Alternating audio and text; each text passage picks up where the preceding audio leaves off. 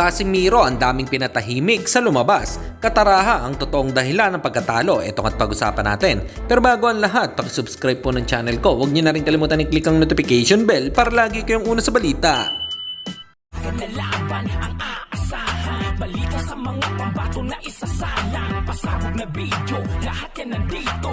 Nino Cruz TV ang iyong paborito. Pag-usapan nga po natin mga kaboxing matapos ng matalo ng ating pambato na si KJ Kataraha by a split decision kontra Kenbun Torres, ay inamin ni Kataraha na hindi basta-bastang kalaban ng Mexican boxer.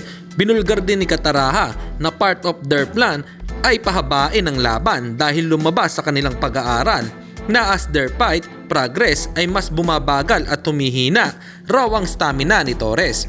Pero sa hindi inaasahan ay na-headbutt sa round 5 at doon na nahirapan i-execute ang plano nila sa pagkatalo niya ngayon ay posibleng ma-deeper para sa isang world title fight.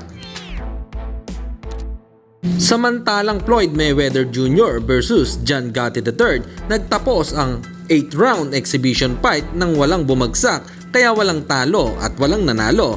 At ayon sa mga nakapanood ay boring daw di umano ang naging laban ng dalawa. Hindi tulad sa laban ni Manny Pacquiao kay Anpo ay naging exciting ang laban kahit pa umabot lang ito sa round 3 fight.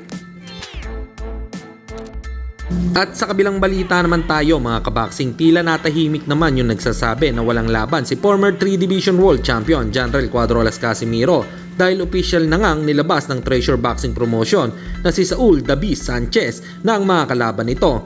At ang mga naturang undercard nito ay si Vince Paras versus Hiroto Kyoguchi at ang dalawang nakalaban ni Casimiro noon na si Yukinori Uguni versus Pilipus ng Hitumwa. Ano po ang masasabi nyo dito mga kaboxing? Comment lang kayo sa ibaba. Hanggang dito na lang muna ang ating balita. Dito na lang ang aking boxing news report. Babu!